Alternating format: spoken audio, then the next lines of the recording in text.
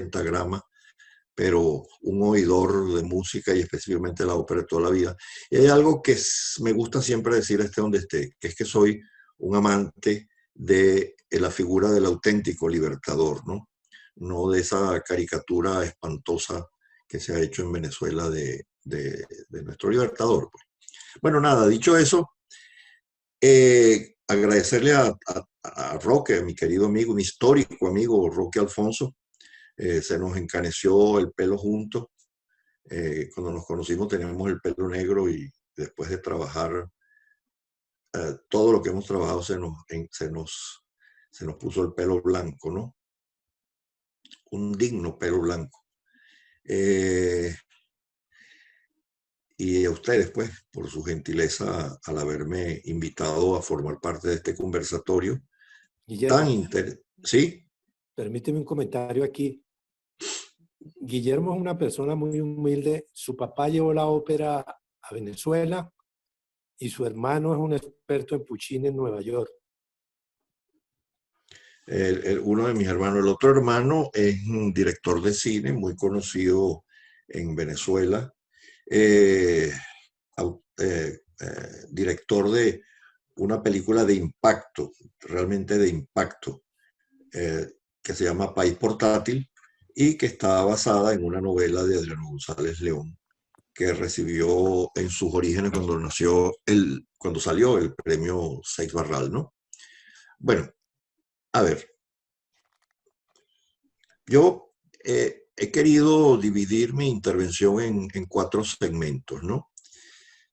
El primero que voy a titular el negacionismo sistémico, el segundo, variaciones sobre un mismo tema, el tercero, lo que he dado en llamar la utopía humanista, que bien saben ustedes que eso no es original mío, eso es viejazo ya, y por último las conclusiones, pues. El negacionismo sistémico. En el documento... Guillermo, otro comentario. Don Francisco es psicólogo. Ah, caramba. Bueno, andamos en paralelo, ¿no? Porque yo soy médico psiquiatra de origen. Oh, ok. Y yo dediqué lo que aprendí en la psicología a la educación. Exactamente. Madeleine también es psicóloga. Ah, Madeleine. Bueno, yo digo que yo fui psiquiatra. Ya yo no soy psiquiatra. Yo desde hace muchísimos años soy un psicoterapeuta gestáltico, que es a lo cual me he dedicado los últimos 45 años de mi vida, a trabajar en formando terapeutas gestálticos en Venezuela. Fundé hace 31 años un centro allá que se llama CENAIF, Centro de Aprendizaje e Investigación en Facilitación Gestáltica. Y bueno, en resumidas cuentas, pues yo trabajo con psicoterapia gestáltica. Bueno, en el documento que me envió Roque, elaborado por Gerardo González.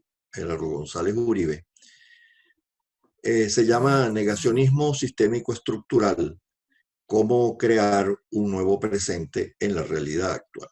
Es un documento interesantísimo, largo, profundo, y sobre el cual yo quisiera ir haciendo algunos comentarios para poder ir precisamente redondeando la Gestalt. Voy a abrir una Gestalt ahora, la voy a ir desarrollando en mi intervención para cerrarla pues al final, ¿no? Se dice, en la cultura dominante están los seres que han puesto en marcha procesos destructivos sistémicos de magnitud planetaria. Puesto en marcha procesos destructivos sistémicos de magnitud planetaria. Eso es un hecho, esos son hechos. Eso no tiene la más mínima discusión, eso es historia pura, ¿no? Y esta afirmación, ¿a qué nos lleva? A hablar de algo que puede parecer una perogrullada, pero que no lo es, que es la relación hombre-ambiente. La relación hombre-ambiente. La relación hombre-ambiente es, insisto, puede parecer una perogrullada lo que voy a decir, puede parecer tonto, pero existe desde que el ser vivo estuvo en el planeta Tierra por elementales mecanismos de subsistencia el hombre empezó a relacionarse con el ambiente. Una relación dialéctica, polar, dialécticamente polar o polarmente dialéctica, que como toda relación polar, tendría que haber sido, para que fuera sana y para que fuera efectiva, congruente, pero el asunto es que esa relación empezó a romperse, empezó a sufrir influencias terribles, ¿no? Desde el principio de los siglos, desde el Homo habilis, pasando por el Homo sapiens, la relación ser humano-ambiente es una relación, es un fenómeno social. Es un fenómeno social. Es inseparable. No es concebible que el ambiente esté por un lado y la persona esté por el otro lado, ¿no? Sin embargo, veamos qué fue pasando con esa relación hombre-ambiente. Entonces, ahora se introduce la palabra ecocidio. Ecocidio, que es la destrucción del medio ambiente, ¿no? Y se divaga acerca de cuáles pueden ser las razones del ecocidio. Entonces se dice que se debe a las guerras, o se dice que se debe a la revolución industrial. Encontramos que por primera vez se usa la palabra ecocidio formalmente en una situación pública en 1972, en el Congreso Nacional, Congreso Ambiental de las Naciones Unidas, en la famosísima reunión de Estocolmo, en donde el primer ministro sueco acusó a los Estados Unidos de ecocidio por sus prácticas destructivas y antihumanas en Vietnam. Bueno, luego, en la primera evaluación mundial que hace la ONU sobre el estado del derecho ambiental, en el 2019, se dice y se destaca que la mayoría, fíjense bien, que la mayoría de los acuerdos ambientales establecidos en los últimos 50 años no se han cumplido. No se han cumplido. Y lo achacan a lo siguiente, y leo textualmente de esa reunión: a la escasa coordinación entre organismos gubernamentales, a la falta de acceso a la información, a la corrupción, y de todo esto, lo que me interesa destacar es la última frase, que es: y a la escasa participación ciudadana. Y a la escasa participación ciudadana. Ahí hay una flecha que nos orienta hacia lo que voy a seguir desarrollando: la escasa participación ciudadana. Continúa el documento diciendo más adelante que se pretende hallar soluciones dentro del sistema, sin desafiar al capitalismo, y se orienta a transitar hacia algún nuevo modelo de postcapitalismo. Entonces, queda ahí una luz que titila, ¿no? Una luz de esas que se mueve y no nos deja ver claro, en el sentido de que pareciera entonces que la solución para modificar esta terrible relación del hombre con el ambiente tiene que encuadrarse dentro de un tipo particular de sistema socioeconómico. En consecuencia, si no se encontrare ese particular sistema socioeconómico, pareciera entonces que no se puede hacer algo con relación al ecocidio. Más adelante se hace una diferenciación entre ecosistema y ecosistema. Y aquí me tengo que detener nuevamente, porque describen, mejor dicho, el ego como un privilegio del individuo, del individualismo, un privilegio del individualismo, de la codicia y la competencia. Y aquí hay algo que tenemos que separar. Ego es yo. Ego es el latín yo, sin duda que orienta al privilegio del individuo. Extendemos al individualismo, pero eso no está directamente relacionado con la codicia y la competencia. Son dos cosas absolutamente diferentes. Desde que fuimos concebidos empezamos a ser un individuo, es decir, ahí no elegimos, nos concebimos y ya somos un individuo, empezamos a ser un individuo, quiero decir. Pero la codicia y la competencia son elecciones que se hacen, no son inherentes al ser humano. Decir que yo soy un individuo no es sinónimo de que yo soy codicioso y que yo estoy en competencia. No es lo mismo. Y hay que hacer una diferenciación que es muy importante, insisto, para lo que voy a seguir desarrollando. Cuando se habla del ecosistema, ahí sí, el ecosistema, el servicio al bien común, el servicio al colectivo humano, el servicio al sistema, pues, al sistema humano, al sistema de la humanidad. Hechas esas reflexiones sobre el documento, voy a pasar a las variaciones sobre el mismo tema. Podemos, si yo les pregunto ahorita, podemos asociar el ecocidio con crueldad. ¿Qué dirían ustedes si yo les pregunto eso? ¿Podemos asociar el ecocidio con la crueldad? Les pregunto de verdad.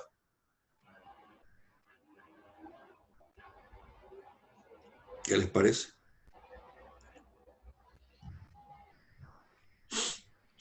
El que cayó otorga. Sí, que la crueldad está metida en el ecocidio. Ajá. Pero también creo que la crueldad es un fenómeno humano. Los niños son crueles. Uh-huh. Según cómo se interprete el sidio, porque puede ser de homicidio o de suicidio. Yo lo interpreto más como homicidio, la destrucción del ecosistema. Entonces creo que hay demasiada crueldad. ¿Algún otro criterio? La joven bonita Madeleine tiene algo que decir. Madeleine. ¿Cómo es? Madeleine, sí. A ver, yo pienso que la crueldad tiene mucho que ver como con la forma, ¿no es cierto? El ecocidio tiene que ver como con el fondo, pensaría yo. O sea, es como el hecho, el ecocidio es esto, y la forma como se lleve para mí sería la crueldad. Así lo vi. Vale. Ahora, yo quisiera traer, Guillermo, aquí un comentario de una amiga mía que también es psicóloga, que su tío le decía que nadie sepa qué te hace feliz. Que nadie sepa que te hace feliz. Bueno, como claro, toda cosa. Entonces usan lo que a uno le hace feliz para hacerte daño. Bueno, eso sería, esa firma, si a mí eso me lo dice un paciente en el consultorio, eso sería un trabajo bellísimo, bellísimo. Mire, doctor, yo no le digo a nadie lo que me hace feliz porque me pueden destruir. Eso sería un trabajo, pero precioso, ¿no? Pero incluso creo que da para otro conversatorio más esa afirmación. Pero en todo caso, fíjense, la crueldad, la pulsión. Fíjense, ahora voy a introducirle este matiz. La pulsión a la destrucción. Fíjense la palabra que usó, la pulsión a la destrucción. La no conciencia, dirían los psicoanalistas, las pulsiones inconscientes, dirían los psicoanalistas, ¿no? Bueno, a ver, veamos un momento. Las guerras. Se describe hace 4.500 años. La primera guerra conocida como tal, ¿no?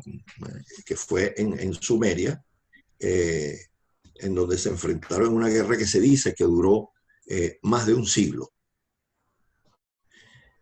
Se dice que es la primera guerra de la historia, la primera guerra formalmente conocida, ¿no? En Kenia se acaban de encontrar unos huesos de 27 individuos masacrados que los expertos determinan que fueron masacrados a golpes, a flechazos, donde habían 8 mujeres y 2 niños de esos 27. Y de eso hace 10.000 años. Determinan los expertos que de eso hace 10.000 años. No pensemos ahorita en la cuenta de que los masacraron de esa manera. El hecho es que fueron masacrados, ¿no? Pero si nos vamos un poco más atrás, tenemos que quedarnos con la boca abierta con Caín y Abel, ¿no? El primer asesinato claro, por lo menos en la historia occidental, y aunque sea religioso, pero sí nos orienta hacia lo que yo quiero orientarme. Caín y Abel, bueno, ¿cuál fue el motivo por el cual Caín asesinó a Abel? La envidia, ¿no? Abel propuso algo, Caín propuso otra cosa, el Señor Jehová aceptó a Abel y Caín lo mató y se acabó. Y se acabó y no hay para dónde agarrar. Bueno, yo les voy a leer 2 textos, uno de un filósofo y uno de un médico neurólogo, creador del psicoanálisis. El filósofo es Friedrich Nietzsche, el filósofo del martillo, como se le llamaba, y Sigmund Freud, bueno, nada más y nada menos que el creador de lo que partió el mundo del análisis de la mente en dos pedazos, que fue el psicoanálisis. Dice Nietzsche, lo leo, el hombre, oigan con atención, el hombre es en efecto el más cruel de todos los animales. El hombre es en efecto el más cruel de todos los animales. Y luego añade, el hombre necesita, fíjense bien esta cosa tan interesante, el hombre necesita para sus mejores cosas de lo peor que hay en él. Con razón se le decía el filósofo del martillo, ¿no?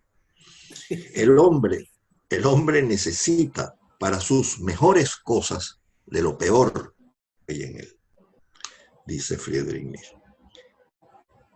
Y dice Sigmund Freud, en realidad no hay desarraigo alguno de la maldad. En realidad no hay desarraigo alguno de la maldad. La investigación psicoanalítica muestra más bien que la esencia más profunda del hombre consiste en motivaciones pulsionales de naturaleza elemental, es decir, naturaleza primitiva, primaria, original, ¿no? De naturaleza elemental. Ellas son del mismo tipo en todos los hombres y tienen por meta la satisfacción de ciertas necesidades originarias. Es decir, anda en paralelo con Nietzsche, al decirnos que la crueldad, en este caso ellos no, bueno, Nietzsche dice que es el más cruel de los animales, pero de esa pulsión que tenemos que usar para comprender esto bien, la palabra psicoanalítica, que es tanática, la pulsión tanática. Freud escribió el eros y el tánatos. El tánatos es la pulsión innata en todo ser humano a la destrucción. A la destrucción.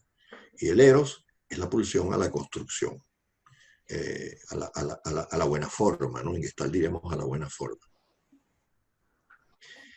Y otro inmenso pensador, que fue Carl Jung, nos habla de una entidad que hay que verla con atención y que hay que acercarse a ella con mucho cuidado, que es la sombra. Que es la sombra, en donde están contenidos los aspectos más, valga la redundancia, más sombríos y más oscuros del ser humano. Nietzsche decía que en la sombra, él no hablaba de la sombra, lo establecía en el dios Dionisio. Decía que en Dionisio está la esencia de la vida. Saben que Dionisio y Apolo eran 2 hermanos, hijos de Zeus. Apolo era el dios de la atención, de la línea recta, de lo puro, de lo bello, de lo formal. Y Dioniso era el dios que hacía las orgías de noche, las grandes orgías en los bosques griegos, en donde las mujeres lo seguían y hacían orgías haciendo todo lo prohibido. Ese es Dioniso, ¿no? Jung entonces nos plantea que en la sombra que cada uno de nosotros tenemos, que es una herencia, que es hereditaria, que nos viene desde que éramos seres, desde que empezamos a ser seres vivos, en donde están los arquetipos y etc. De tal manera que tenemos tres pensamientos, de tres monumentos de creadores de estudiosos pues, de la psique y de la relación con el mundo, que nos habla de contenidos internos que hay que verlos con mucho cuidado. En un libro que yo tengo que se llama Crítica del Amor Puro, yo digo que el ser humano, usando el cuento de la Bella y la Bestia, digo que el ser humano tende a vivir con la bella, aceptando la bella que está dentro, pero que rechaza a la bestia.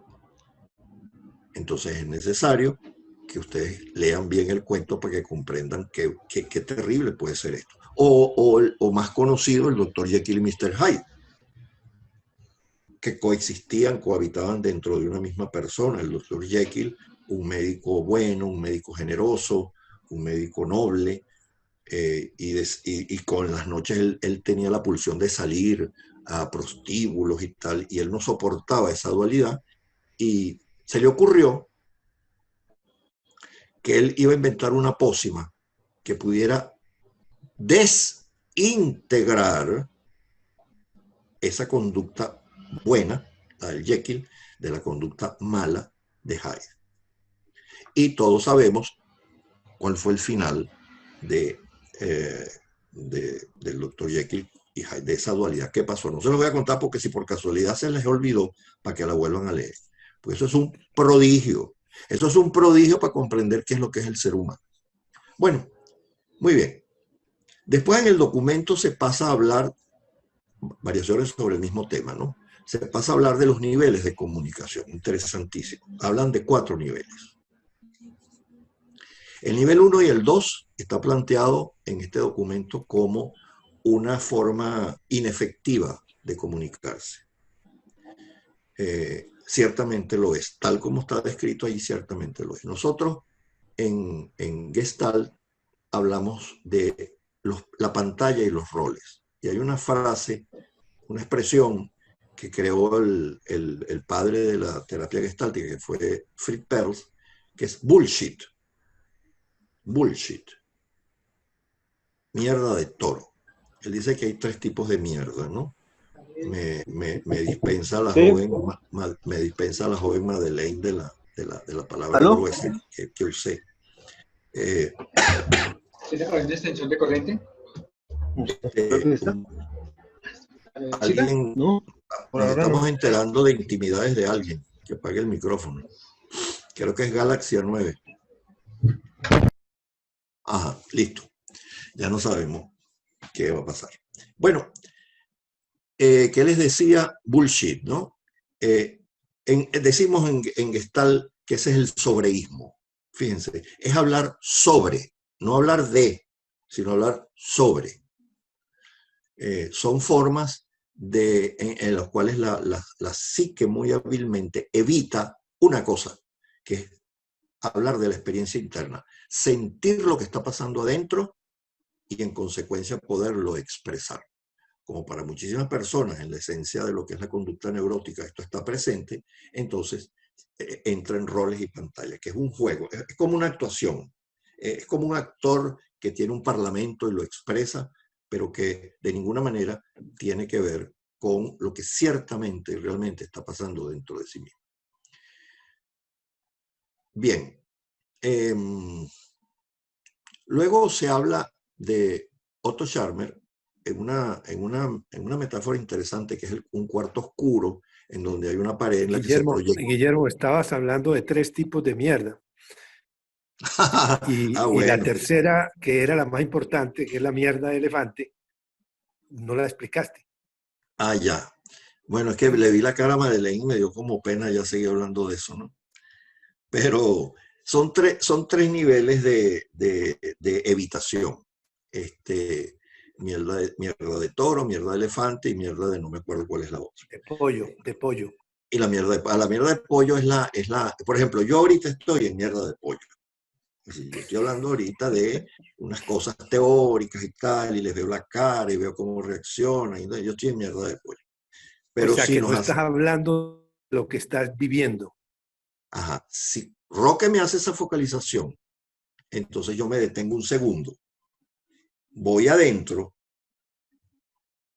buena focalización, Roque, voy adentro, y entonces siento que el corazón lo tengo acelerado, siento que tengo las manos frías, entonces puedo comunicarles a ustedes, decirles, para mí, hablar de esto ante ustedes es una enorme responsabilidad. Ahí ya no hay mierda. Ahí ya lo que hay es experiencia pura que tuvo que ceder,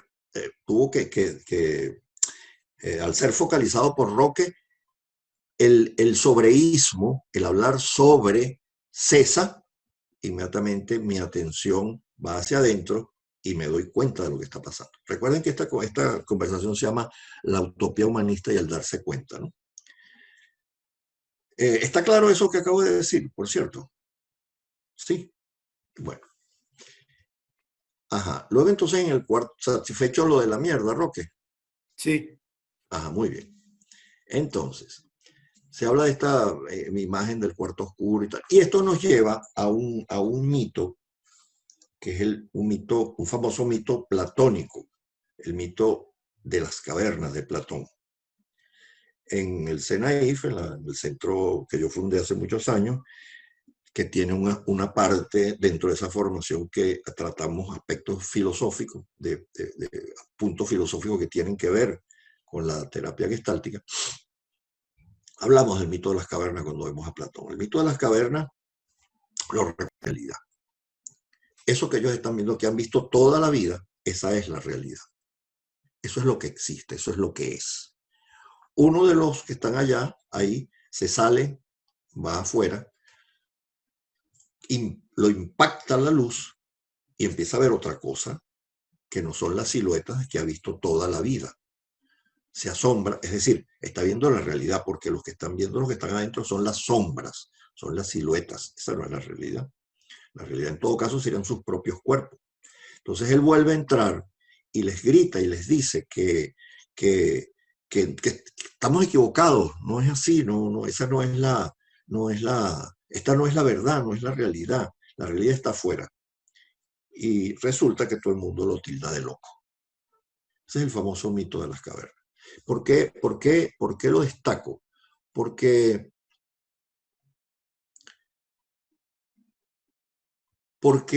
el fenómeno neurótico no es más que un fenómeno de vivir dentro de una caverna, viendo siluetas, creyendo que esa es la realidad. Entonces nos hacemos fantasías neuróticas, nos hacemos expectativas neuróticas, construimos una vida en base a imágenes que no son la realidad. Son los famosos mapas de los cuales hablamos en Gestalt. Reformulaciones de la realidad, pero que no son la realidad. Por esto este mito es tan importante. Lo van a tener más claro ahora. Cuando se habla en el documento del nivel 3, ese, el nivel 1 y 2 ya sabemos. El nivel 3 se menciona la expresión escucha empática. En este nivel se hace la escucha empática. Hago la traducción a Gestalt. Nosotros insistimos enormemente cuando formamos a los estudiantes en lo que llamamos la base de trabajo. La base de trabajo. La base de trabajo no es sino un puente que establece el facilitador con el paciente o con el cliente. Un puente en el cual o a través del cual el terapeuta pueda entrar en esas barreras infranqueables que pone la psique para lograr dos cosas. Uno, un vínculo emocional. El facilitador efectivo debe lograr un vínculo emocional con el paciente, que no es dejarse llevar por las emociones del otro, es simplemente que sus emociones, voy a usar una figura, comprendan lo que emocionalmente le está pasando al otro. Si no, uno es una especie de máquina, entonces, de hacer indicaciones terapéuticas. Y relacionado con ello, comprender desde qué realidad, por esto lo interesante del mito de las cavernas, comprender qué realidad es la que, con la que el paciente está viviendo. ¿Qué es lo que para él es real? Porque, como en el mito de las cavernas, lo que el paciente neurótico está viendo, esa es su realidad. Y así está viviendo y por eso sufre. Es toda una labor extraordinariamente delicada y de paciencia poder conectarse para irlo muy poco a poco conduciendo, y en la medida en que él vaya teniendo la capacidad, para irlo sacando hacia la luz, para que pueda ver cuál es de verdad la realidad, y entonces él escogerá de qué manera quiere vivir. Digamos, ese sería el nivel 3. En el nivel 4, que es ya en donde se establece la comunicación auténtica según este documento, ¿de acuerdo? Para nosotros eso lo llamamos el ciclo de contacto. El ciclo de contacto. El ciclo de contacto tiene esta forma. Es así. Arranca desde el reposo, aparece un estímulo interno o externo, produce una excitación que va aumentando la posibilidad de poder hacer aquí en la cúspide el contacto con el otro, el contacto con el otro, el contacto auténtico, el contacto que se escapa a los roles y la pantalla de los niveles 1 y 2, pasa por el nivel 3 y realmente el individuo entra en contacto con el otro. Dice el documento, y entonces en este nivel se actúa desde el yo. Esto es sinónimo a ser consciente. En Gestalt decimos ser consciente. La meta de la terapia gestáltica no es sino una, y es acompañar al otro que su conciencia inmadura, la conciencia infantil, que le sirvió cuando estaba chiquito, pero que ya grande no le sirve, vaya madurando. ¿Y madurando para qué? Para darse cuenta de, ahora uso una frase del documento, dice, nuestras luchas internas, nuestras pasiones e ilusiones. Eso lo dice el documento que me envía Roque, ¿no? Para darme cuenta de nuestras luchas internas, nuestras pasiones e ilusiones, de mis luchas internas, de mis pasiones y de mis ilusiones. Y aquí está el paquete. Aquí es que se tranca el serrucho, porque aquí están los demonios. Porque es en esas luchas internas, que pudiéramos ponerlas de manera muy suavecita entre lo que yo soy y lo que yo quiero ser, que no es lo que yo soy, lo que yo quiero ser no es lo que yo soy, o lo que yo soy y lo que yo debo ser, o lo que yo soy y lo que yo tengo que ser, empieza ya una lucha entre dos Guillermos. Un Guillermo que es como es y se acabó, y un Guillermo que debe ser y tiene que ser, que se relaciona con los aprendizajes que yo he hecho, con los mapas. Ahora se llama creencia, ahora está de moda las creencias. Me choca la moda, pero bueno, la uso porque es la que usa, las creencias, ¿no? Y aquí están los demonios. Quiere decir que ese nivel 4, escúchenme bien, ese nivel 4, que nosotros lo traducimos con el ciclo de contacto, que nos va a conducir al ser consciente para darme cuenta de lo que está pasando dentro de mí, implica acercarnos a batallas internas personales, a batallas internas del individuo, de cada uno de los individuos. Yo puedo ver 8 pacientes diarios y cada uno de ellos tiene sus propias luchas y tiene sus propios demonios. Y si me voy para Rusia, es igualito. Y si me voy para Pekín, bueno, ni hablar. Y si me voy para Cuba, ni hablar de los hablares. Muy bien. La utopía humanista. Dice el documento, estamos dirigidos a leo textualmente, a un gran propósito para conspirar por la gran causa de un movimiento humanístico que transforme el vivir humano. Nada más y nada menos. Se dice rapidito, se dice en 2 segundos. Un gran propósito para conspirar por la gran causa de un movimiento humanístico que transforme el vivir humano. Que transforme el vivir, es decir, que transforme todo lo que hemos visto hasta ahora. Y eso es lo que entonces yo doy en llamar la utopía humanista. La utopía es, la utopía en la definición enciclopédica es lo que no se puede lograr. La utopía humanista, eso que no se puede lograr, pero que sí se puede lograr, ¿no? La utopía humanista. Dije al principio que eso no era original mío de ninguna forma. Existen dos obras de las tantísimas que hay que podemos abordarlas para saber esto de la utopía y específicamente de la utopía humanista, que son Tomás Moro, con su gran obra La Utopía, y un grande de los grandes, Erich Fromm, con su libro El humanismo como utopía real. El humanismo como utopía real. Dos ideas tomo de Fromm, que establecen una relación polar interesantísima. La enajenación y la fe.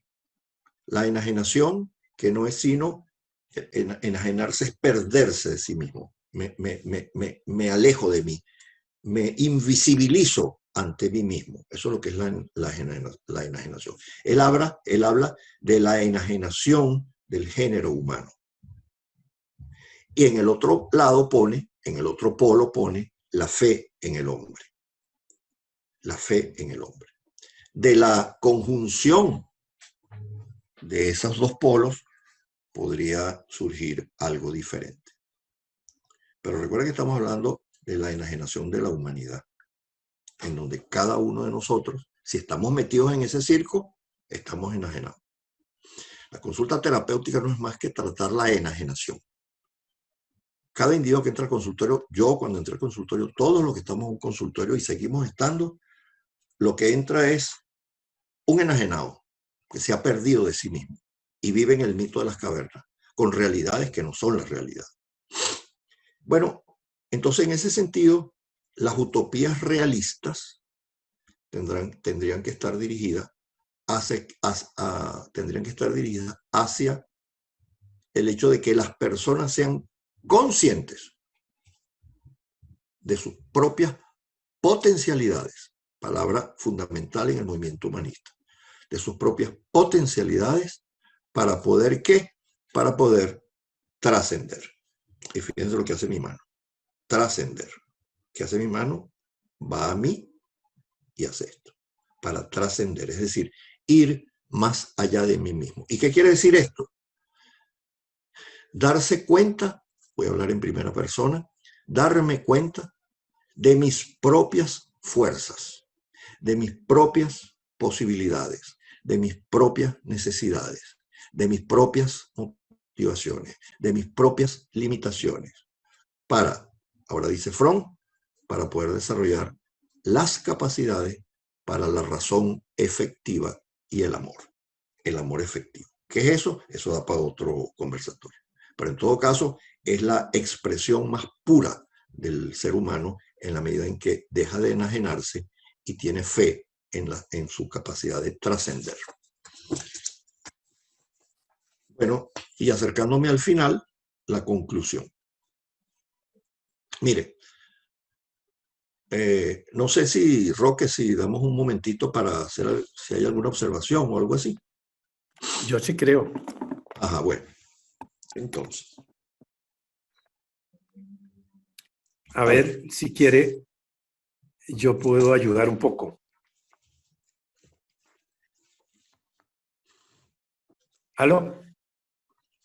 Yo te oigo perfecto. Ajá. Por ejemplo, Guillermo ha estado conversando ahorita desde el punto de vista del lenguaje de la Gestalt con pura mierda de elefante. De pollo, de pollo. Está bien, de pollo. Pero de verdad, sería, por ejemplo, si yo estuviera solamente conversando con Guillermo, le diría, mira, tú estabas hablando de eso, pero usas la palabra abordar, y ese es un lenguaje militar.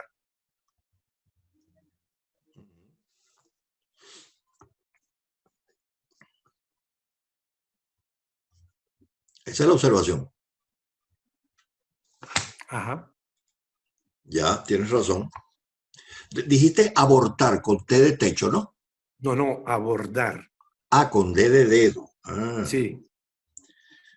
Abordar. Y hago la intervención precisamente para ayudar a Guillermo en el darse cuenta cómo uno puede estar hablando muy bonito y de pronto con la misma palabra que está usando está fortaleciendo un sistema que es el que no quiere fortalecer. Yo creo que sería bueno si cada quien, cómo sienten las personas que están oyendo, eso de mis demonios, eso de mirar hacia adentro, porque cada vez que conversamos en los chats aparece como que el problema lo tienen son Bolsonaro, Donald Trump, Maduro. Maduro, y no tiene nada que ver porque yo soy perfecto.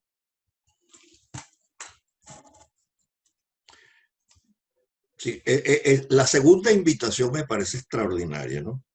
Que si pudiéramos oír, pudiéramos intercambiar los demonios de cada uno. Yo, a estas alturas de mi vida, hablo de mis demonios con la misma facilidad que puedo hablar de mis ángeles, ¿no? Pero no quiero dejar pasar el flechazo hacia la palabra abordar como un lenguaje militar, ¿no?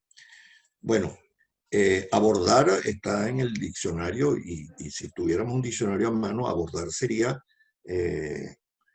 ver, Roque, tú mismo, ¿cómo definirías abordar? ¿Qué diría el diccionario de lo que es abordar? No, sí, es tratar un tema, pero para mí viene de cuando, por ejemplo, los piratas abordan el buque, o sea, tiene toda una historia esa palabra. Entonces, en la medida que nos vamos dando cuenta de cómo hemos venido incorporando en el lenguaje cantidades de cosas que es lo que nos tiene donde estamos. En la medida que cada persona lo escuchamos desde su vivencia y en la medida que la persona es capaz de expresar lo que vive, lógico que las cosas van mejorando en mi manera de ver. Y yo creo que sería bueno si cada quien respondiera a la pregunta, ¿cómo me siento yo en este momento ante las cosas que Guillermo dice? Sí, Roque, yo creo que, es decir, el lenguaje que utiliza Guillermo pues es supremamente profundo, corresponde con su formación como psiquiatra y como terapeuta, digámoslo, con muchísima experiencia, de manera que yo tengo que reconocer que como ingeniero y como empresario, emprendedor, preocupado por los temas sociales, apenas alcanzo a entender, digámoslo, muy tal vez superficialmente, lo profundo que está tratando de plantear Guillermo, que es la problemática del ser humano como tal, digámoslo. Sí, no nos reconocemos como somos, sino que vemos el mundo, tal vez lo vemos, digámoslo, y tenemos la capacidad de criticar, como tú lo decías, a Bolsonaro, a Maduro, pero no estamos realmente, o estamos viendo el mundo como realmente está nuestro interior, por así decirlo. Y cuando se trata de trabajar con la sociedad, pues hay que profundizar en el ser, en el ser que soy. Tenemos que darnos cuenta de alguna manera que nuestras reacciones corresponden con nuestro estado, con nuestro proceso, y de esa manera vemos todas las soluciones o vemos todas las problemáticas. Me parece que es un poco la tarea y pues recibo el planteamiento de Guillermo como un planteamiento tal vez como debe ser, bastante duro sobre la realidad del ser humano, de lo que somos. A ver, lo voy a poner con una frase de un premio Nobel en física. Dice, yo sé muy bien cuándo he escuchado una buena idea por la sensación de terror que se apodera de mí.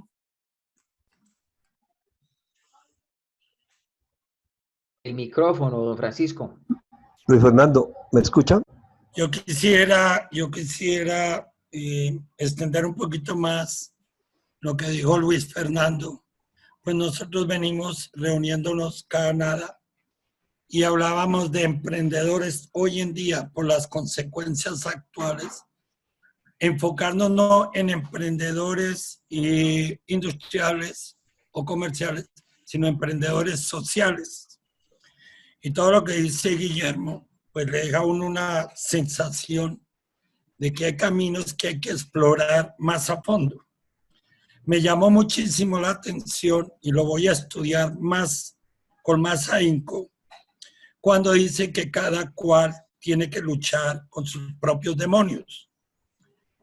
Pero la palabra luchar implica tener uno también ciertas armas intelectuales, religiosas, culturales, y ahí es donde precisamente es tan difícil enfocar su profesión como psiquiatra o nosotros como psicólogos, porque las armas vienen preparadas ya de antemano por la educación que nos dan y por el lenguaje que tenemos.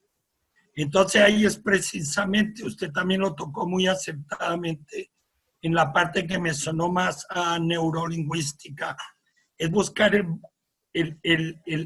lenguaje, el léxico apropiado para que el ser humano en una forma digerible, que no sea, que sea digerible, pueda encontrar esa luz y se pueda acomodar en la sociedad con ese alcance. Porque muchas veces una persona se emancipa de sus problemas, de sus conceptos, pero no encuentra cómo reubicarse en la sociedad actual. Es muy interesante escucharlo, Guillermo, y vamos a seguir estudiando a fondo esas inquietudes que nos han dejado para buscar eso, ese cambio en el ser humano. Gracias. Continúa, Guillermo. Sí. Doctor Guillermo, Sí, sí, sí. una Abelardo. observación a raíz de la invitación que hace Rocky. A ver, yo lo que veo es lo siguiente, pues tú has hecho un buen diagnóstico de la naturaleza humana, de lo que somos, ¿sí? Y la ciencia nos ha ayudado a entendernos más. Pero la pregunta que yo me hago, y a raíz del énfasis que tú le hiciste al comienzo, de la falta de participación ciudadana para poder cambiar este mundo, la ciencia, Exacto. ¿cómo nos puede ayudar a que realmente cambiemos esta realidad que vivimos? Porque no hacemos sino criticar, decir cómo somos, pero ¿qué hacemos para cambiar, para dar ese primer paso, para crear una masa crítica y poder lograr un cambio en nuestra sociedad, en todos los aspectos? O sea, sabiendo que el ser humano desde Caín y Abel es así, ¿qué podemos hacer para cambiar esa realidad desde la ciencia? Excelente. Excelente las intervenciones, ¿no? Excelente, pero como... Bueno, para que tú como venezolano te des cuenta los vecinos que tienes aquí en Colombia, buenísimos. Creo que hay una intervención más. Está levantando la mano Daniel. Si quiere, démosle espacio y... Claro, claro, Dale claro. el paso a Daniel.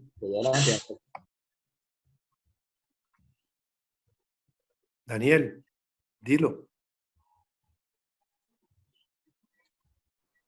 Bueno, parece que tiene problemas con su micrófono. Si quiere, le damos espacio más adelante. ¿Está escuchando, Luis? Sí, lo estamos escuchando, Daniel, dile. Di. ¿Ya me escucha? Sí. Listo, doctor Feo, muchas gracias por la intervención y tengo algunas inquietudes. Primero, yo resumiría lo que he escuchado con una palabra que sería abstracción. Por la formación que tengo de ingeniero, normalmente uno tiende, por temas de ingeniería eléctrica, que soy eléctrico, uno tiende a aterrizar todo. Entonces, la pregunta concreta es, ¿cómo hacemos para que esa conciencia y ese darnos cuenta individual se convierta en un darse cuenta colectivo? Entonces, para poder conspirar, como tú has llamado la charla, para poder conspirar colectivamente, es decir, no desde el punto que la percepción es individual, pero no sé si se pueda tener una percepción colectiva con respecto a propósitos comunes que nos unan dentro de la diversidad individual a lograr objetivos humanísticos de más alto calado como tú lo propones. Extraordinario. Vecinos extraordinarios, entonces, al decir de Roque, ¿no? Ya a, a compartir con ustedes mi criterio sobre lo que ustedes han comentado. Pero antes, como a mí no me gusta quedarme con chinazo, ¿no? Roque, allá se usa la palabra chinazo. La China aquí se le llama cauchera. No, no, no. China es, en Venezuela hay no sé si ustedes han visto el Chavo, la China es un instrumento que Sí, antes sí. era de madera, era así con un palito aquí atrás, se le pega una goma acá, así, ¿no? Así. Y aquí se pone una piedra. Entonces usted Para agarra la China. nosotros, cauchera. Ah, la cauchera. Cauchera. Ah, bueno. Entonces en esa cauchera uno pone una piedra, ala para atrás y suelta la piedra y le mete ese chinazo al otro, ¿no? Como a mí no me gusta quedarme con chinazo, y a mi amigo Roque yo lo conozco desde hace 10.000 años, no me voy a quedar con el chinazo que me mandó, con el lenguaje militar. Entonces, ay, se me borró, ya va. Es que volé a buscar, déjame volverlo a buscar, abordar. Fíjese, por supuesto que abordar está la expresión de Roque, ¿no? Llegar a una embarcación a otra y pasar a la otra. Pero también tiene estas acepciones. Acercarse a alguien. Ya va, que esto me está traicionando el aparatico, ya va. Perdón, se lo leo. Dice, acercarse a alguien para hacerle una Ah, pregunta, iniciar un diálogo o tratar algún asunto. Eso significa, en la que creo que va a leer, que es abordar. Madeleine, ¿Sí? no, pero tú eres la asistente ideal. No, Le si leí el llego, pensamiento. si llego allá a Colombia, usted va a estar al lado mío ahí Por ayudándome. supuesto, total. También Bueno, dice, eso. perdón, es que aquí A les ver, quiero otro chinazo, compartir. Guillermo, otro chinazo. Este fue Cuando yo mío. vaya, porque ella es experta en PNL, Ah, cuando yo vaya a Colombia, tú vas a ser mi asistente. ese fue un chinazo clarito. Sí. Y oigan lo otro que dice acá, emprender la realización de algo problemático o dificultoso. La verdad yo les recomiendo, a mí me encantó, es una aplicación que está aquí, véanla, esta es de la Real Academia, dice Diccionario de la Real Academia, es una aplicación que uno puede descargar y es increíble. Una palabra que usted no conozca, la ingresa ahí y le da lo que me imagino que el doctor Guillermo estaba buscando, pero de la Real Academia le saca todo el Exactamente. listado de definiciones. Gracias, Madeleine. Fíjense, ¿qué se me hace figura, qué me destaca de los comentarios que hubo? La abstracción, la palabra abstracción. Yo hago todos los esfuerzos del mundo cada vez que voy a hablar sobre algún tema, cuando me invitan a hablar de un tema, de ser lo menos abstracto posible y traducir esa abstracción de las cosas psíquicas a lo más concreto que yo pueda, ¿no? Anotaba por aquí, hacer entender lo inentendible, ¿no? No siempre lo logro, pero bueno, por lo menos estoy pendiente de que sea así.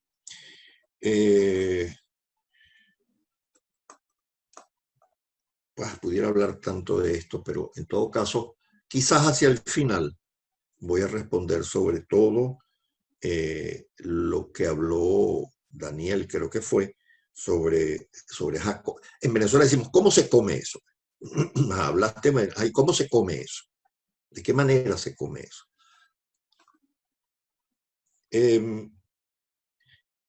Creo que fue Francisco, bueno, alguno de los que habló, dijo armas intelectuales irracionales.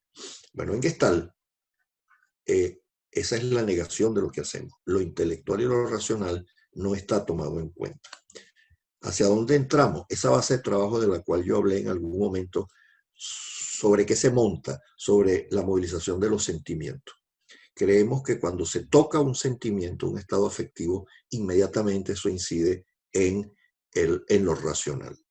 Y así ha sido voy a decir algo, lo voy a procurar decirlo lo más sencillo que yo pueda. Cuando somos niños, nuestra relación con el mundo es afectiva. Es afectiva. No tenemos la capacidad de raciocinio, no elaboramos razonamientos. Sencillamente nos relacionamos con el mundo a través del placer y del displacer, más nada. Cosas que nos gustan y cosas que no nos gustan. Cosas que nos gustan y cosas que no nos gustan. Es después que cada uno de nosotros empieza a hacer asociaciones con lo racional. A mí me pegaban porque me masturbaba chiquito, me masturbaba porque me daba placer. Pero si a mí me pegaban, me amenazaban o me regañaban porque me masturbaba, yo empiezo a hacer una asociación racional, que es que el sexo es malo. Y eso me puede llevar a problemas serios en mi sexualidad cuando adulto.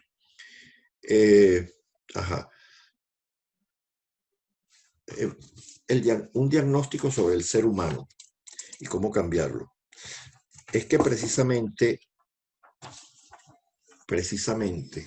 esto yo sé que no es nada fácil, me está haciendo difícil a mí para transformar la mierda de pollo en algo que me permita transmitirles lo que quiero decir. Nosotros no hacemos diagnóstico. Nosotros enseñamos a los facilitadores gestálticos a que los diagnósticos son del esquema médico. El médico evalúa, diagnostica y trata. Nosotros incorporamos en el SENAIF a la práctica gestáltica la fenomenología. Apenas la menciono, ya está, olvídense que si no esto va a ser una complicación terrible, ¿no? Sí, pero es cómo acercarse al otro a través de lo que le está pasando adentro. Y para eso la base de trabajo de la cual yo hablé al principio, ¿no? De la base de trabajo. Es decir, es todo un proceso. Nuestra formación dura 5 años. 5 años para graduarse de facilitador gestáltico. Porque tiene que ir abandonando poco a poco los esquemas cartesianos de la lógica para pasar a otra cosa para poder entrar al ser humano. Mire, para ir concluyendo, son infinitos los congresos que se han hecho acerca de esto del ecocidio y acerca de esto de la destrucción ambiental. Son infinitos. Yo me puse a consultar y me dio flojera, ni los anoté, porque es que a cada rato surge uno. Y terminan en conclusiones y sacan conclusiones. Y los países comunistas tienen una interpretación de lo que es, y los países capitalistas tienen otra interpretación.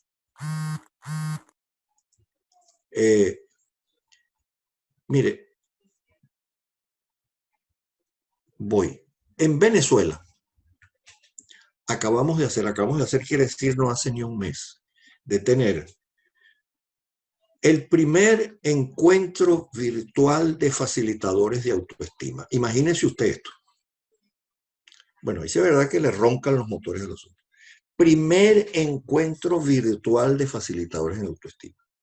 3 individuos, el doctor Manuel Barroso, que por cierto fue mi primer psicoterapeuta cuando yo entré en terapia hace muchísimos años, el doctor Mónico Carvajal, que ustedes lo deben conocer, que trabaja mucho en organizaciones y trabaja en PNL, y yo decidimos constituir un grupo bajo la premisa que ya Manuel Barroso la lanzó hace muchísimo tiempo en un libro que se llama Autoestima para el venezolano.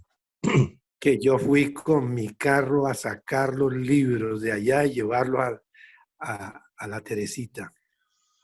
Así es. Bueno, con razón ven por qué tenemos el pelo blanco, ¿no? Porque la historia es larga. Bajo la premisa de que la solución para Venezuela, escúchenme bien, porque esto sí es verdad que facilito de entender, pero inmediatamente la pregunta va a ser, ay, ¿cómo se come eso? Que la solución para ese horror que estamos viviendo en Venezuela, ese espanto que estamos viviendo en Venezuela, ese espanto en donde a un economista le preguntan el otro día, creo que no me acuerdo, creo que era Robert Cariga, doctor, ¿y cómo explica usted económicamente lo que está pasando en Venezuela? Él se sonrió, una sonrisa de esa como diciendo, me está hablando de una cosa psicótica. No hay teoría económica que se haya estudiado, ni desarrollado, ni planteado en la historia de la economía que permita entender lo que está pasando en Venezuela. Eso no lo entiende nadie. Así como no se entiende cómo es que es la solución para el coronavirus, es el 7x7. Es decir, 7 días usted está enclaustrado y los otros 7 días hace lo que le da la gana. Pero hágame el favor, ¿quién entiende esa locura? Entonces salen 3 Quijotes, salimos 3 Quijotes a decir, Continúa. ya se incorporaron todos. Tenemos 2, 4, 6, 8. Porque es que ya estoy cerrando y quiero que oigan lo que voy a decir, porque justifica, es lo que va a justificar mi presencia acá. ¿Estarán todos, Roque? Sí, adelante, doctor Guillermo. Falta Daniel, pero sí está la mayoría. Ya se va conectando. Ahí está Luis Fernando. Sí, puedes seguir, Guillermo, que de todas maneras volvemos sobre la idea para cerrar. Ya, retomo lo de esto de la autoestima. Estabas hablando de 3 Quijotes. Bueno, sí. En Venezuela. Entonces, dice la solución en Venezuela es, oigan bien, incidir en la autoestima de los venezolanos. Incidir en la autoestima de los venezolanos.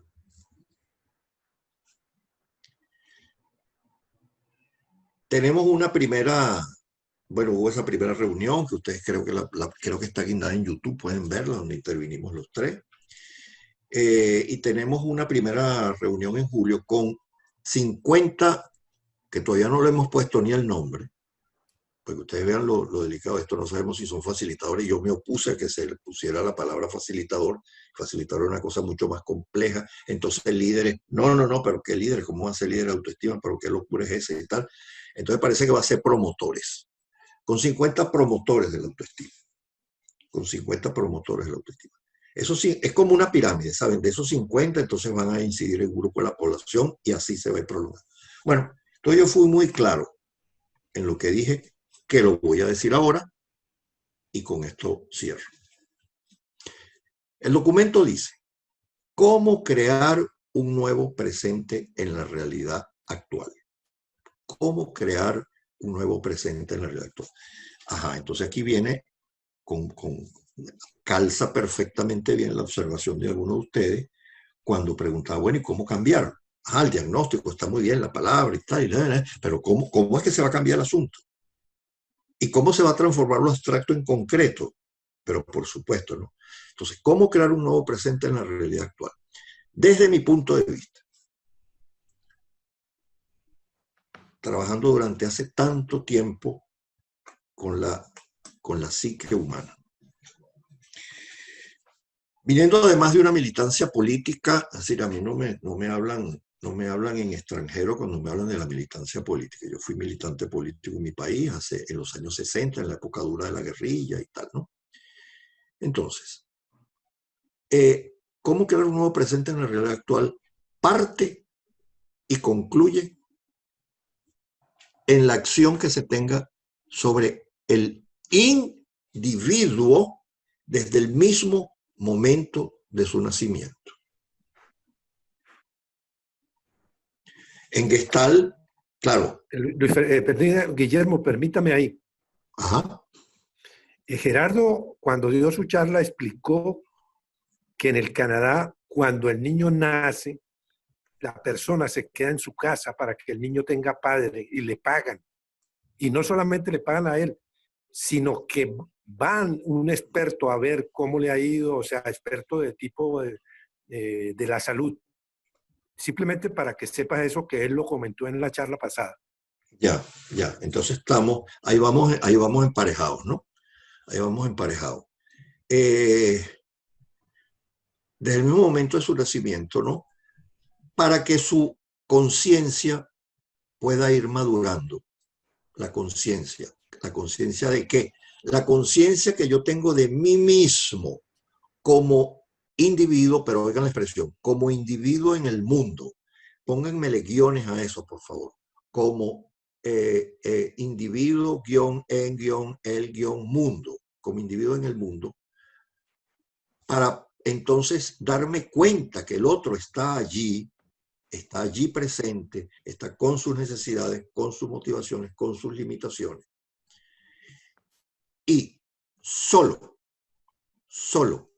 en ese aquí ahora podrá pasar del ecosistema al ecosistema. No hay, desde mi punto de vista, otra forma. Pero resulta que es que ya nacimos y ya crecimos. Y ya vemos unos viejos y ya vemos unos menos viejos y unos más jóvenes y una jovencita como Madeleine. Ajá. Pero, y entonces, ¿cómo hacemos? Ah, no, entonces vamos a cerrar la Santa María, vamos a la Santa María y se acabó. No, no, no, no, no. Es que esa es la esencia de la psicoterapia, en general y muy específicamente de la psicoterapia gestáltica. El poder reformular, reconstruir esa personalidad inmadura con la cual el individuo ha crecido y se ha detenido y vive incrustado allá en la cueva del mito de las cavernas de Platón. Esa es la acción de la terapia. Yo no hago terapia de niños, hice terapia de adolescentes mucho tiempo y dejé de hacerlo, porque cuando el jovencito progresaba, llegaba a la familia y se ponía peor, porque tú ahora lo que sea, ese terapeuta te está volviendo loco. Ese terapeuta te está volviendo loco. Entonces, solo en ese aquí ahora, solo en esos infinitos aquí ahora, podrá pasar la persona del ecosistema al ecosistema. Respondo al individuo y al colectivo. Fíjense, es que desde nuestro punto de vista, la acción sobre el otro, sobre lo otro, parte de la conciencia que yo tenga de mí mismo. Entonces es fundamentalmente sistémica. Cuando se habla de que la Gestalt es una terapia individualista, no se tiene la más mínima idea de qué se está hablando. La terapia Gestalt, y sobre todo en el SENAIF, como la estudiamos y la enseñamos, que está fundamentada en el existencialismo, plantea de que el individuo existe en y con el otro.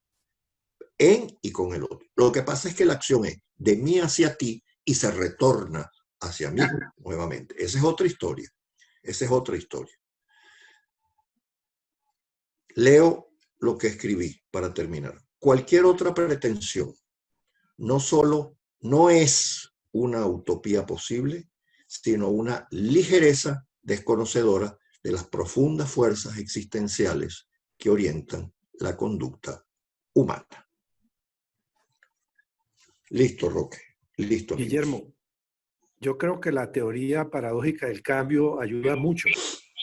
El cambio no sucede cuando trato de ser diferente a lo que soy, sino cuando me acerco a lo que realmente soy. Claro. Lo que pasa es que en ese acercamiento están los demonios. Lo que pasa es que en ese acercamiento está la sombra.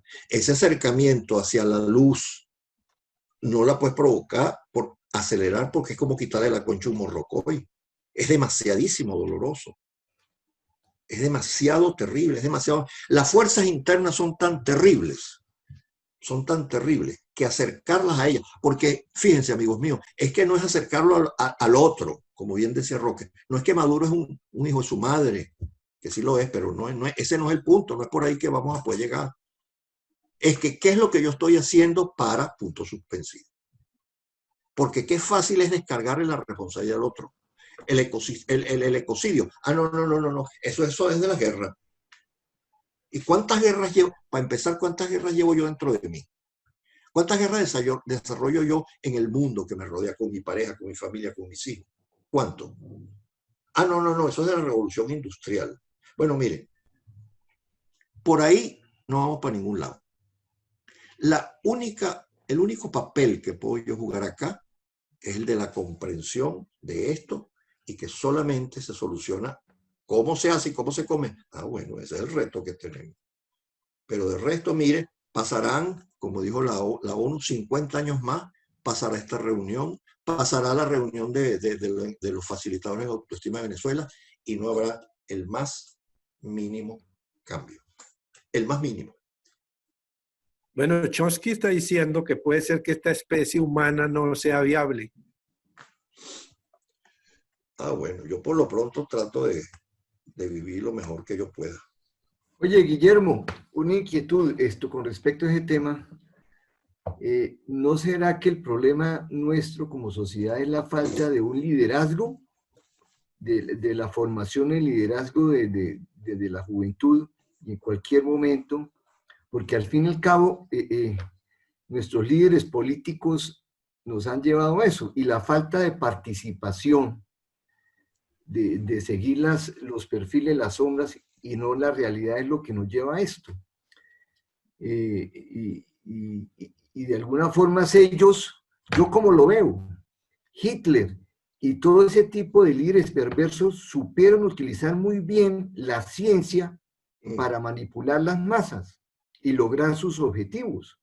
Entonces la pregunta que uno se hace es ¿por qué toda esa ciencia social que está a disposición del mundo, por qué no se utiliza para que desde el otro lado, no desde el lado de la maldad, sino desde el otro lado de la bondad, se logre fortalecer los liderazgos que son en últimas los que pueden lograr los resultados, sin necesidad de esperar a formar los niños desde que nacen, sino de ya? O sea, yo pienso que es cuestión, digamos, en el mundo empresarial, uno ha conocido casos, por ejemplo, en Estados Unidos, de plantas automotrices manejadas por líderes americanos que tuvieron que cerrarlas, las compraron japoneses, y en 2 años, con la misma gente que estaba trabajando, solamente cambiando la cabeza, esas plantas volvieron a ser productivas. Entonces a mí me parece que el tema es de liderazgo, que no hemos sido capaces de formar un liderazgo para que asuman las responsabilidades, y que con este ambiente del miedo y de la mentira, no, preferimos es como quedarnos apáticos. Y vuelvo a insistir, lo que tú decías es un punto clave, la falta de participación. La falta de participación es lo que permite que haya corrupción, que haya abusos, que haya mentira, porque no, creemos que esto no nos pertenece. Yo quiero hacer acá una pregunta y una intervención, porque si no estoy mal fue el Roque quien inició esta reunión hoy hablando de la noticia de los soldados. 6 participaron y uno creo que fue el que observó, o sea, 6 abusaron de la niña y uno fue cómplice, decía ahí. Y yo he mirado en varios noticieros, o sea, son muchachos entre 18 y 20 años, apenas están saliendo, apenas están llegando a su mayoría de edad, apenas la están estrenando, y miren cómo la están estrenando. Entonces, yo ayer escuchaba cómo decían que estos, o sea, no los bajaban de delincuentes, bueno, un poco de cosas que le decían. Yo pensaba, yo decía, de pronto ellos son iguales de víctimas que la niña, pero otra clase de victimismo, o sea, cómo en la mente de un muchacho a esa edad se le pasa eso por la cabeza, decía un periodista, pero es que ellos saben que es bueno, que es malo, decía él, o sea, justificando que tenían que caerles con todo el peso de la ley. Y yo no era capaz de ver eso. La verdad, yo miraba a esos muchachos y yo decía, bueno, pudiera ser un hijo mío, por ejemplo, ¿sí? ¿Por qué un hijo de Luis Fernando no se le pasa eso por la cabeza jamás de los jamases? ¿Por qué un hijo de ustedes jamás jamás lo pensaría por su cabeza? Y yo digo, es el tipo de educación, es el tipo de crianza, es lo que dice Abelardo, el liderazgo, ¿no es cierto? O sea, son muchas cosas que otros muchachos tuvieron, digámoslo así, el privilegio, y estos pelados no, ¿sí? Entonces, ¿cómo nosotros poder llegar a revertir? O sea, yo no sé si revertirlo sea la palabra, o por lo menos impactar ahí. Porque esos muchachos, ahora tomo lo que decía Guillermo, realmente creo que a todos nos están mostrando nuestra mierda de pollo, nuestras sombras, nos están mostrando lo peor de nosotros como sociedad, ellos nos lo están mostrando, esos 6 soldados nos están diciendo, hemos fracasado como sociedad, o sea, ellos nos lo están mostrando, ellos no son los malos de este paseo, o sea, para mí son tan víctimas como la niña, solo que están en otro lado del victimismo. ¿Y víctimas de quién? De nosotros, que como dice Abelardo, hemos fallado en formar promotores de autoestima, hemos fallado en que los papás sean más promotores de la autoestima de sus muchachos. Un muchacho con una autoestima alta, yo sé que jamás es capaz de agredir a una persona, o sea, porque tiene otro concepto cuando tiene autoestima del ser humano, que no llegaría a eso. Lo que pasa es que... Madeleine, y es que mira, un Yo lo que comentario. digo es que ese es el Es que apenas referente que con tienen ellos. Guillermo Estoy apenas seguro que estamos, si el capitán o el Abelardo, general fuera diferente, Sí, Están hablando, ¿están permítame un hablando? momentico, Abelardo. Ajá, Apenas estamos empezando a conversar con Guillermo y ya habrá otras oportunidades, pero ese Hitler, o sea, al trabajar con eso que hace Guillermo, ese Hitler y ese violador que tengo adentro, porque lo tienes adentro, cada quien, sí, precisamente lo que está haciendo es evadir. Con eso le echa la culpa al otro porque no quiere mirarse hacia adentro. ujú, sí, Y ese es el punto, esto es bien denso. Es bien denso lo que Guillermo está planteando, es sí. muy, muy denso. Entonces, yo le pediría a Guillermo que cierre, por favor, y cuando se corte esto, yo creo que aquí vamos a llegar hasta que se corte, Sí, porque está empezando este proceso. Ahora, en la medida que empecemos a conversar, y eso ya sucede con personas que se han metido y llevan años trabajando en esto, entonces ya la persona no habla de opiniones, sino que comienza a hablar de lo que siente, de lo que está experimentando en ese momento. Me están sudando las manos, o la gente empieza a llorar. Y Guillermo es un experto y sabe intervenir en esa situación. Yo tenía una Yo, empresa en Caracas y yo llevaba a Guillermo y daba talleres de liderazgo. Y comenzaba Guillermo a hablar, a los 10 minutos había una gerente llorando y la gente miraba para todos lados y no sabía por qué. Era por el tipo de intervención tan profunda que estábamos haciendo. claro, claro. Francisco iba a decir algo. como pedir la mano en mi computador, pero yo quisiera hacer una pequeña aclaración. Este caso estrambótico, cruel, inhumano, de estos 9 soldados, no necesariamente implica el comportamiento de toda una sociedad como la colombiana. Si vamos a hablar de casos escabrosos en todas las culturas, en todos los países, se presentan ciertas excepciones. Hoy en día la están utilizando mediáticamente tal vez para poner una cortina de humo en una cantidad de problemas, como dijo el amigo Abelardo, que se vienen cosechando por la falta de liderazgo. Y la falta de liderazgo de nosotros implica una responsabilidad de aquellas personas que se han dedicado a investigar el por qué las personas bondadosas, como dice el amigo acertadamente Abelardo, se eximen de la responsabilidad y creen que castigar la corrupción es no hacer política. En cuanto a la inquietud también de lo que dice Guillermo, sí, es un principio empezar a educar desde pequeños en otras estructuras para llegar a un grado de madurez social que nos permita precisamente aprender a elegir nuestros dirigentes. En Colombia, desafortunadamente, amigo Guillermo, y ustedes conocen la trayectoria, esas personas que habían logrado conectarse con la sociedad para buscar un cambio radical, un cambio amable hacia la bondad, los mataban, los han matado a todos. La violencia ha sido una constante en Colombia para que esas ideas que usted pregona y que nosotros buscamos desde estos principios en la educación, en las investigaciones, es simplemente una coacción permanente para eliminar a todas esas personas que tengan esa capacidad. Claro.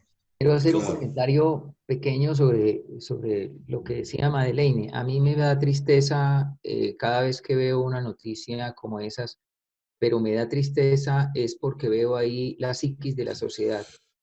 La mitad o más de la sociedad hoy está pidiendo una condena perpetua para estos pobres muchachos que cometieron un error en su existencia. Válgame Dios, ¿será que esa es la solución?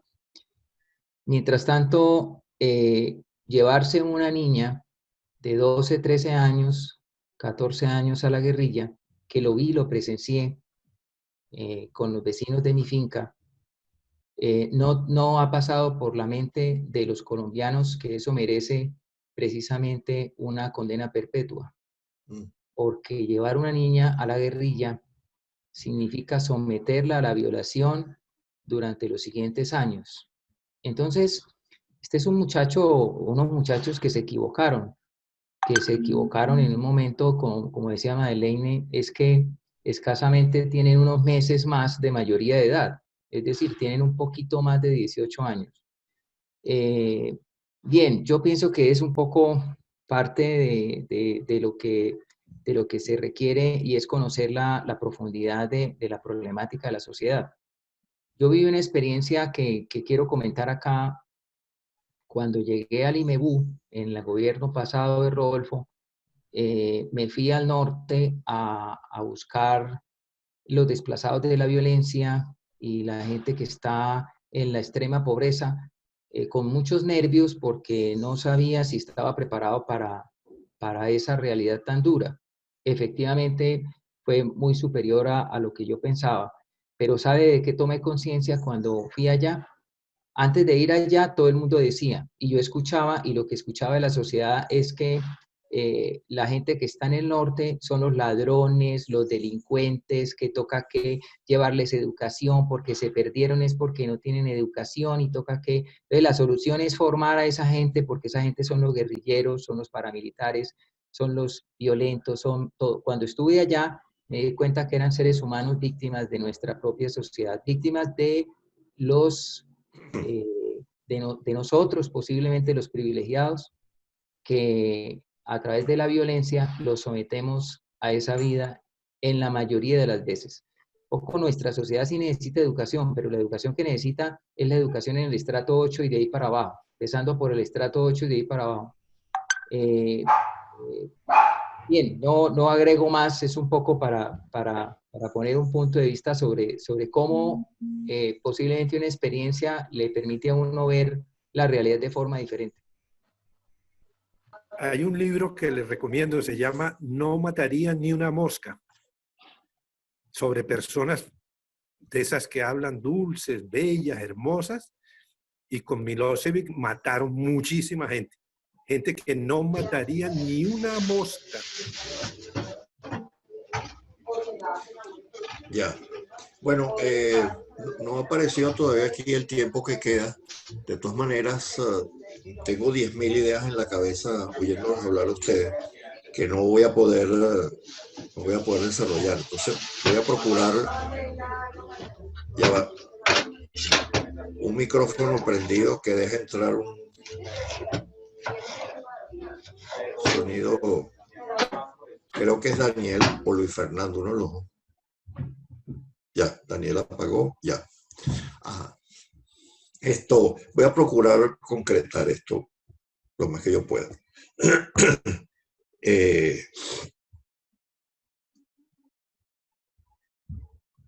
El documento enviado termina diciendo que estamos, bueno, hablan ustedes allá en ese documento de la constitución de un movimiento, y la expresión que usa es de un movimiento socio-político humanista.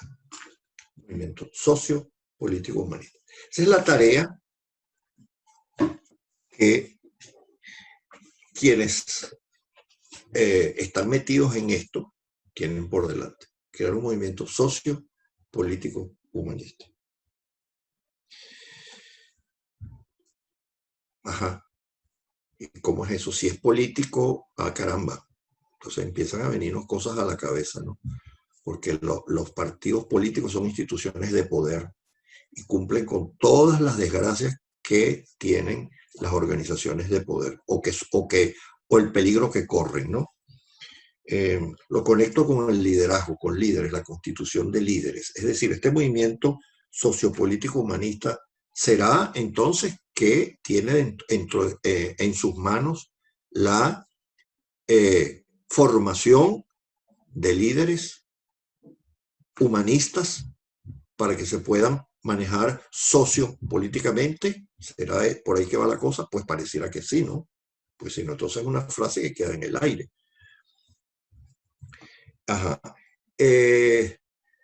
Sigo con lo de los líderes. Les decía que en julio tenemos en este movimiento para la autoestima en Venezuela una acción con unos primeros 50 promotores que van a promover la autoestima.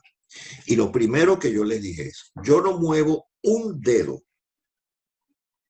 ni utilizo una sola neurona aquí si yo no sé, si no conozco la biografía de esas 50 personas. Porque la formación de un líder no es una abstracción, ahí sí es verdad, no es una abstracción, es una cosa sumamente concreta. ¿Y en qué se fundamenta? En sus condiciones personales, en sus condiciones éticas, en sus condiciones éticas. Aquí en España, hace poco, ustedes lo vieron, deben haberlo visto, hubo una cosa parecida a lo que ustedes acaban de contar, que yo no lo sabía, que fue la famosa manada. Unos chamos, unos jóvenes que violaron a una muchacha. Violaron a una muchacha. Y entonces, la opinión, ¿cómo se empezó a mover? ¿Hacia dónde se empezó a mover? A donde se tiene que mover toda sociedad que está controlada por hombres. Hacia que la muchacha, hacia qué responsabilidad tenía la muchacha en esa violación, por amor de Dios. Entonces, esos 50 individuos que van a estar allí presentes para formarse como promotores en autoestima, tenemos, verbo tener, la obligación de saber, se los voy a poner así, cómo está la autoestima de ellos. ¿Cómo es que alguien va a promocionar la autoestima de otro o lo va a ayudar a que se la autoestima si la autoestima la tiene por allá por donde se saca el petróleo? Pero qué absurdo estamos hablando. ¿De qué estamos hablando? Y decimos movimiento sociopolítico humanista. Bueno, miren, mis amigos, entonces usted tiene que estar empapado, tenemos que estar bien empapados de lo que es el humanismo y de cuáles son los principios humanistas. Porque si no, esto se va a perder en el desierto, va a ser un acto onanista en el desierto que no va a llevar a ningún lado. Esto es mucho más complicado de lo que se piensa porque toca la esencia del ser humano, de cómo nosotros, los seres humanos, estamos formados, qué es lo que está dentro de nosotros. Tenemos que esperar entonces dentro de unos no sé cuántos años para educar, creo que decía Belardo, para entonces que desde niñitos los vamos a educar. No. Pero qué bueno, es que esa es la acción terapéutica humanista, pues, agarrar, que es un neurótico, es un pervertido. No es sino un niño que se quedó congelado, porque los niños son perversos por esencia. Son perversos por esencia. Pero lo que en un niño es perfectamente permitible y natural, que es el exhibicionismo, el transvestismo, el voyerismo, todo eso que un niño es válido, si permanece un adulto, entonces son los perversos que hay que llevarlos a la cárcel a ver qué se va a hacer con ellos. Entonces, ¿con qué estamos moviéndonos? ¿Con qué estamos moviéndonos? No es esperar a que 10.000 años para educar a los niños. No, es que con la gente con que contemos, con la gente con la que vamos a participar, empezando por nosotros mismos, por Dios, en estos 3, 6, 7, 10 rostros que estamos aquí viendo. ¿Cómo está nuestra relación con nuestro demonio? ¿Usted lo conoce? ¿Usted tiene miedo de cosas suyas por dentro? ¿Hay algunos aspectos suyos por dentro que usted le teme o que no acepta? Es que cree usted, Roque decía, usted tiene un violador adentro. ¿Usted cree que usted es puramente fiel? Usted reconoce su polo opuesto, que es el infiel, porque la potencialidad la tiene adentro. ¿Usted cree que usted es una persona buena, que usted es solamente una persona buena, bondadosa? ¿Usted cree que usted es solamente bondadoso? Usted reconoce y hace suyo el maluco que tiene adentro. La persona maluca que tiene adentro. Este es el reto que tenemos, amigos míos. O se abordan o no se abordan. La formación del líder se dirige primero, de un líder colectivo, un líder social, se dirige primero a reconocer qué capacidad de liderazgo tengo yo conmigo mismo. ¿Cuál líder soy yo? ¿Cuán director soy yo de mi propia vida? y solo así podemos dar los siguientes pasos. Quedan 9 minutos, ahora sí. Roque, tome la batuta. Bueno, yo le quiero agradecer a todos los que vinieron. Los aportes me parecen muy honestos. Don Francisco, qué bueno que participe en estas reuniones. Madeleine, Abelardo, en fin, todos los, Donaldo. Yo creo que estos procesos son así. Uno entra en confusión, pero hay un expresidente de la Universidad de Harvard que decía que una persona se debería graduar con una confusión inteligente. Y los únicos que no se confunden son los ignorantes y los fanáticos. Todos los demás tenemos dudas. Y a mí me da mucho gusto, yo siento mucha alegría de poder participar en una reunión como esta. Me ofrezco para una otra charla que tengamos para que hablemos de la economía del conocimiento, que es el paradigma que está emergiendo en producción. Y creo que esto es una pruebita, o sea, como dijo Guillermo y le dijo a Madeleine, cuando yo esté viniendo aquí, o sea, vas a estar viniendo muchas veces, Guillermo. Manuel ha venido aquí a Colombia también. Pero es que aquí el problema aquí se necesita por lo menos de 100.000 psiquiatras, porque Colombia está en el siglo XV. Terapeutas. Porque los psiquiatras lo que van a hacer es mandar medicina. Yo quisiera que las personas digan lo que sienten, cómo se sienten el haber participado en esta reunión, y es válido todo lo que quieran decir. Yo agradezco mucho a los que apoyaron, a las personas que invitaron, a los que están pendientes para ayudar. Creo que nos fue bastante bien con la tecnología. A veces hacer este tipo de reuniones no es fácil. Muy bien, estuvo muy bien. Bueno, mire. La palabra porque no sé cómo pedirla.